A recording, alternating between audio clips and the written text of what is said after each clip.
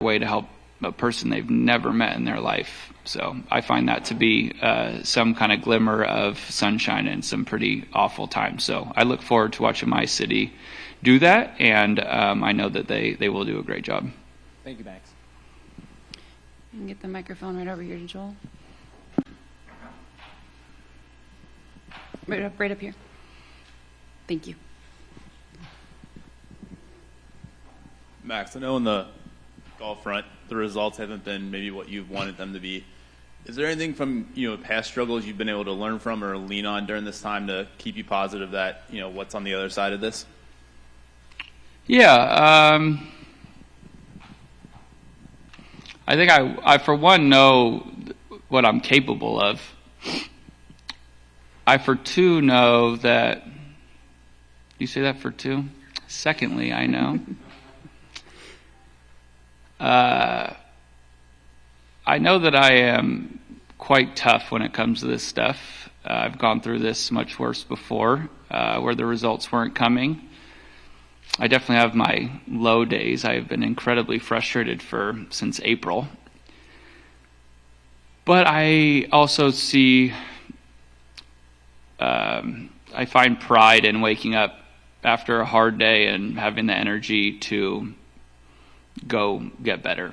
So I do think at the end of all my days, and I would assume most people would think this way about themselves, whatever walk of life you're in, whatever job you have, if I'd ever have another good result again, that would be a massive bummer. But I could rest easy, maybe in some years, but I could rest easy knowing I'm doing absolutely everything I possibly can to do that. I've always been quite proud of my work ethic. I think it's why I'm here. I think it's my best quality, and that has been ramped up about 1,000 notches. And I don't know. I had a moment in my car leaving practice maybe Saturday after the waste management. We had a long day. My coach fortunately stayed. My caddy came out.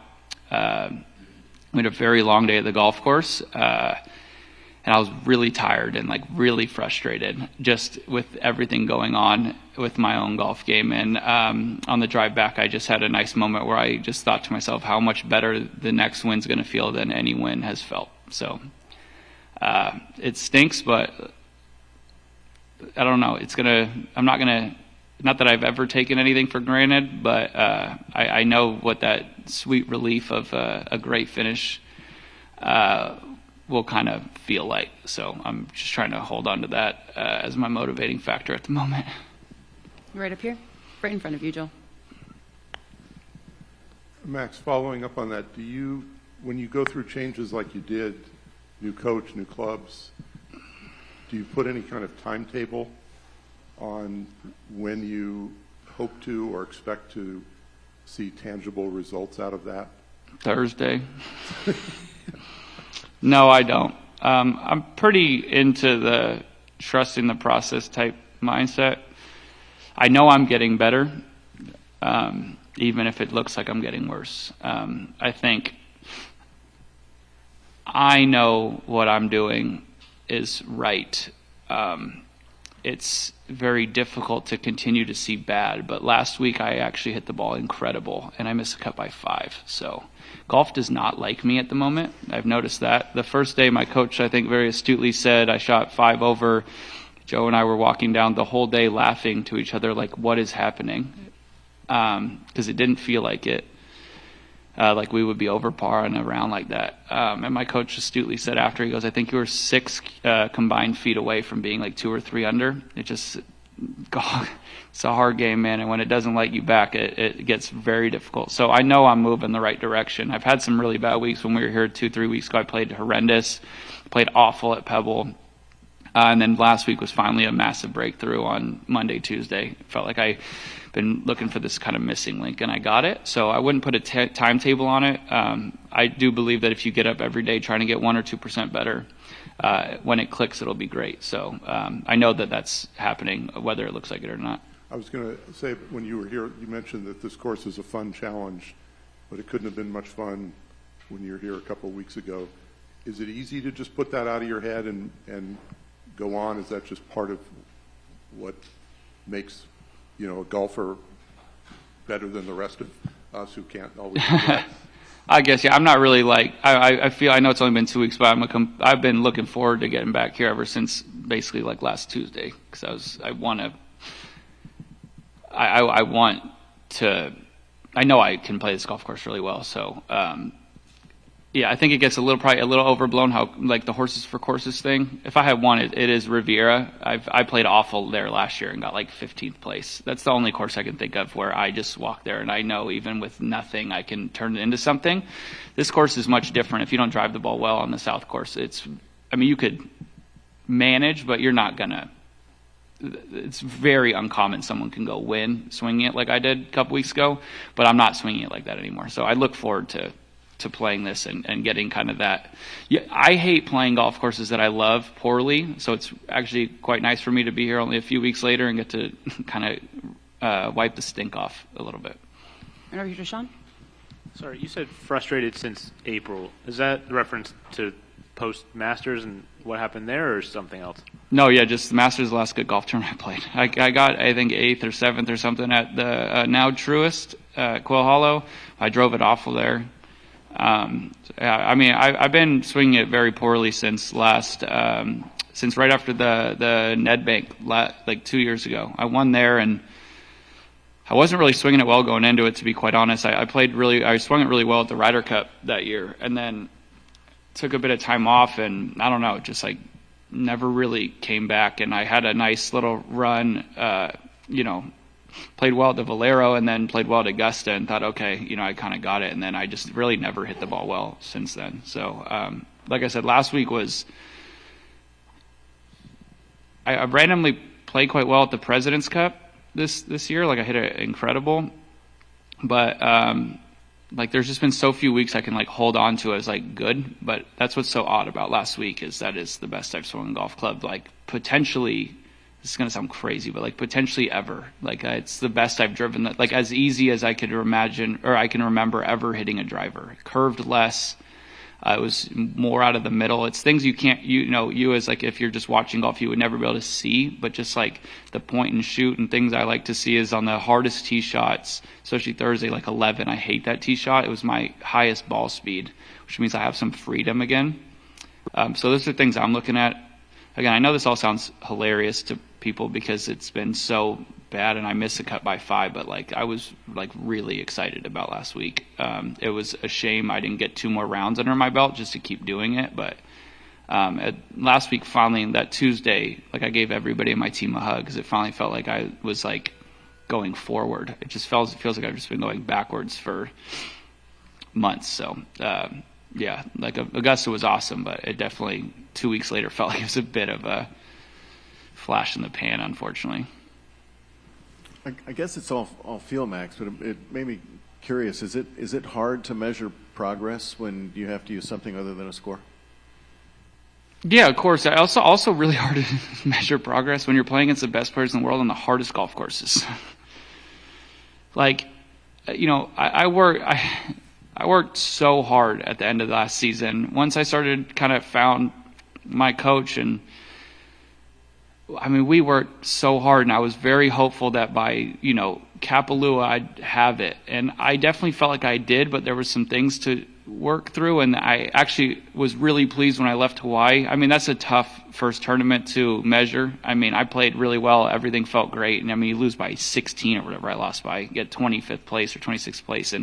But I went home being okay, I'm very excited. This next stretch will be really good. And then in those 2 weeks off or whatever I had, 2 weeks off, it just never really fully clicked. And again, I just felt like there was one thing slightly off because I'd hit the best shot of my life, and then the next shot would feel way different, or would be way different. So been really trying to what you just said, not look at the score as the point, but at some point it is. So it is difficult. So I'm just trying to use the idea that, I'm going to have a long career after this. So just keep getting better. I need to and want to start seeing some results, but that's not going to deter me from what I'm working on. I had heard that great Jalen Hurts quote where he says, "I've had purpose long before anybody had an opinion about it," and I've just been that's stuck with me. I don't know how I never heard that, but 2 days ago I did, and it just made me realize that however the score is looking to those like outward, like last week would never make sense to anybody unless you're part of like my tiny little team. Like you would never think that we made progress. It would look like another kind of red, X on the year. But I think that that's going to be like a major stepping stone and something we'll all look back on. So again, it is difficult, but I do know deep down, like again, at like Nedbank 2 years ago when I won, it just seemed like, yeah, this is where he's going. It's working right. And my swing felt awful. But I just played great at the Ryder Cup. I made the Tour Championship. Like I could see that people would think like the ascent, everything's easy, but I knew it wasn't. So it's kind of in the inverse. As bad as this has been, like I do know that I'm actually going the proper direction now. Thank you. Go right back here. Max, I know you don't need an incentive to go low, but with Genesis donating $300 for every birdie and eagle and potentially $10,000 for a hole in one, emotionally, what does that mean to you to personally have the chance to aid in the fire relief, and also potentially a fun way for all the tour guys to really go low and help those affected by the tragedy? Yeah, obviously it's like no more motivating, but I just think it's very inspiring to see that, something, a group much bigger than me, myself, is looking to help. It's not like my single or hopefully dozens of birdies will do enough, but I think realizing that the mindset that people are trying to find ways to help does impact your mindset, like makes you want to do more, hopefully makes someone who hasn't done something want to do something. So I think that is really cool, and I hope that continues. It's so tough with the news cycles, how fast things move.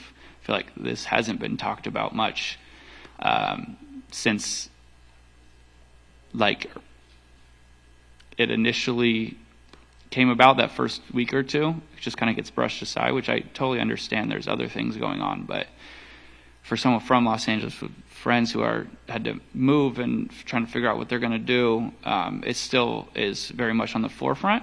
So it's great to have this be, kind of post the news cycle moving along, where it's back on people's minds. Myself too, like this has been inspiring to do more and to continue to try and help best I can.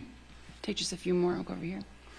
Max, with the Farmers just having been here, is it your hope or expectation to see the golf course set up a little bit differently, just in the name of variety compared to the normal Farmers approach? Yeah, for sure. It would be cool to see, when you play the U.S. Open here, you play different pins. They don't have to do a ton to this golf course, just like maintenance-wise, to do a whole lot. Unfortunately, we're going to get a lot of rain, so it will be soft, but that will mean the rough's going to play thicker. So, but yeah, I would like to see different pins and just make it unique. Obviously, when the fans are watching, they just watched this like event in a way a few weeks ago, so it would be great to see something a bit unique, but again, not playing north, I think it opens up a little bit more variety. So for sure, like if I was just sitting at home watching this, I wouldn't want it to look like a carbon copy, but I do think it helps like slightly different field in a way. Like I don't think he did. Rory didn't play the Farmers, so I think that's always exciting when you have a superstar come and play the event. So I think that brings some uniqueness, but definitely would like to see a little bit different with the golf course, minus the fact that we just can't make it very firm. Brody and then Alex. Max, I feel like there's been a lot of talk last few weeks about like what's a great venue, what makes a great venue for golf. I guess, what do you look for in a golf course to make it a great tournament course? Yeah, it's a really good question, because I think last week is the epitome of it. I live in Scottsdale. I never play TPC Scottsdale. One is because it's very busy, so that gives it one. But two, it plays nothing like the event does. And a day at home, I don't look at a golf course. I look at more like the architecture of the golf course more so than the how the tournament would go. But so that's why TPC Scottsdale is such a great example. I look at it like kind of like a movie, where it like peaks at the right time. So a lot of talk obviously is about at TPC Scottsdale is the 16th hole, and it is a really fun, unique hole. You play there without the grandstands, it's kind of just whatever. But where it fits into the tournament and the round of golf, it is so ideal. So much can happen from the 13th through 18th holes, and I feel like it sets up kind of like a movie. The whole week, or just around Sunday, you're kind of like, you're playing holes and there's scenes, and it all is important. It's not like the birdie or bogey somebody makes on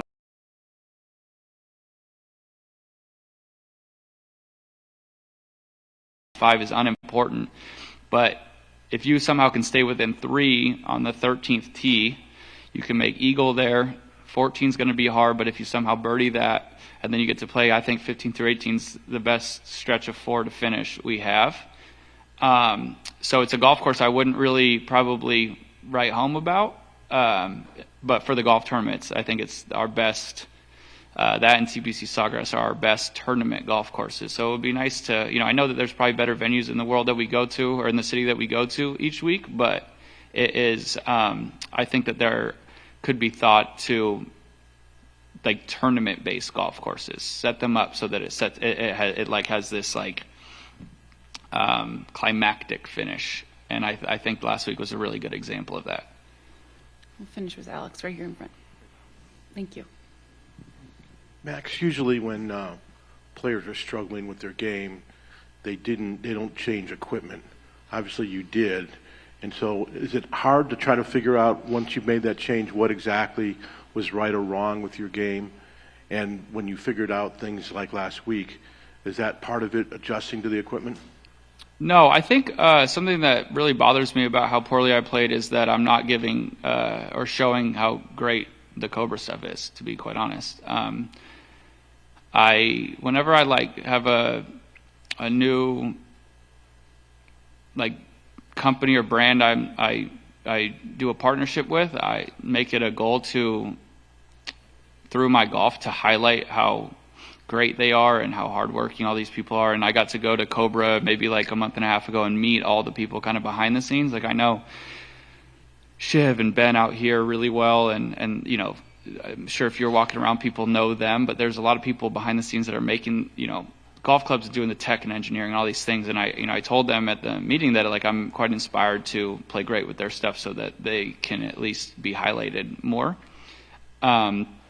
So when I play poorly and it gets, it's very reductive just to go to, he should have never switched golf clubs. It bothers me a lot, but it's my own, fault. I've played poorly, but there's been no golf club issue. There's been no swing where I make a good one and I think to myself, I wonder if that would have flown better with a different golf club. I switched because I, for one, saw last year that it wasn't, as my caddy said, it wasn't the golf clubs that made me hit it straight. Like it was myself. So I can tell when a golf swing is bad and when it's good. And my good ones are producing like the right flight and they feel great and the result is good. I just haven't swung it well enough. So it's been frustrating on my end just because I would never switch anything in golf to make my golf be more difficult. I care about this more than damn near anything. So that has been like 0 out of 10 the problem. I figured all of my club stuff out like 3 months ago of like what I was going to play and gotten to get used to it. So now it's just on me to swing it better and to set myself up for more birdie putts and less par putts, to be honest. All right. Thank you very much, Max. Good luck this week. Thank you all.